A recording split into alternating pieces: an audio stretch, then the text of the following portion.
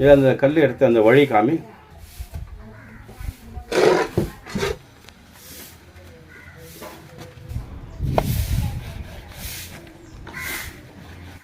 கேஜிஎஃப்பில் நமது முன்னோர்கள் இப்படியும் ஒரு வாழ்க்கையை வாழ்ந்தாங்களா அப்படின்னு நினைக்கும் போதே நெஞ்சம் பதறுதுங்க.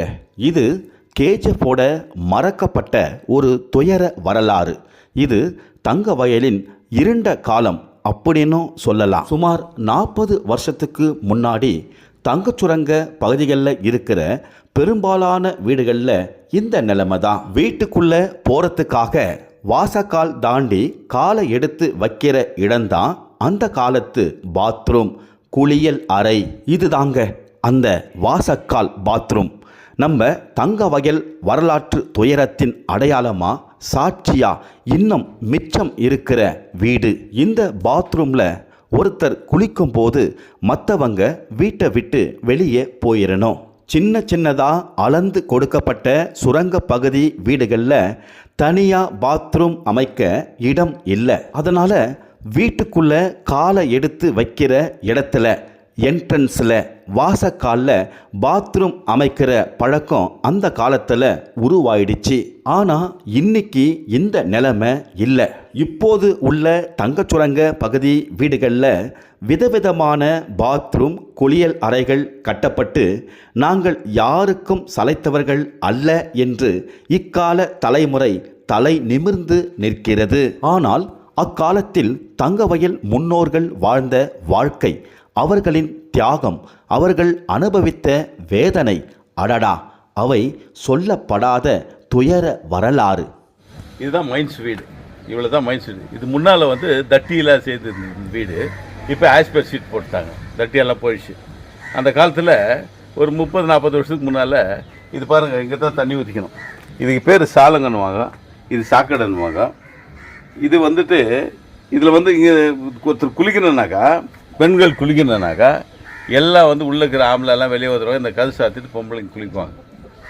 ஆம்பளைங்க ஓரளவுக்கு திறந்துட்டு சின்ன பசங்களாக இருக்கும்போது ஜட்டி போட்டு குளிக்குவோம். இல்லாட்டியெல்லாம் கொஞ்சம் வாலிபர் ஆகிட்டு பிறகு எல்லாம் சாத்திட்டு தான் குளிக்கணும். இவ்வளோ தான் ஒரு வீடு.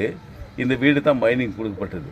இந்த காலத்தில் இப்போ கொஞ்சம் எக்ஸ்டென்ஷன் பண்ணதுனால, ஜனங்களாக பார்த்து கொஞ்சம் வசதி இல்லாதனால பிள்ளை குட்டிங்க ஜாஸ்தி ஆகிடுச்சு, எக்ஸ்டெண்ட் பண்ணிக்கிறாங்க எதிரில். அதனால் விதவிதமாக இந்த சாக்கடையை வேறு விதமாக கட்டிக்கினாங்க. இப்போ வசதி ஆகிப்போச்சு. ஆனால் அந்த காலத்தில் இது இப்படி தான் இருந்தது. ஒரு தண்ணி ஊற்றிக்கினாக்கா எல்லா ஆம்பளைங்க எல்லாமே வீட்டு விட்டு வெளியே வந்தோன்னா அவங்க உள்ளே குளிச்சுட்டு அவங்க கழுத்துறது கூப்பிட்டா தான் உள்ளே போக முடியும். அந்த மாதிரி சூழ்நிலை தான் நான் வாங்கினோம். நான் கூட அந்த மாதிரி தான் வாழ்ந்தேன். என்னுடைய சின்ன வயசில் நாங்கள் கூட இந்த மாதிரி தான் குளிச்சுட்டு இருந்தோம். இந்த மாதிரி எதிரில் தான் குளிச்சுட்டு இருந்தோம். இந்த பக்கம் ஒரு இப்போ தண்ணி போகிறதுக்காக ஒரு வழி இருக்கும். இதை எங்கள் குளிச்சாக்கா தண்ணி போயிட்டு அந்த ட்ரைனேஜில் சேர்ந்துடும். இப்படி தான் வாழ்ந்துருந்தது சார். அது இவ்வளோ தான் அந்த வீடு பார்த்தீங்க இல்லையா? இதில் 2-3 குடும்பம் இருந்துச்சு.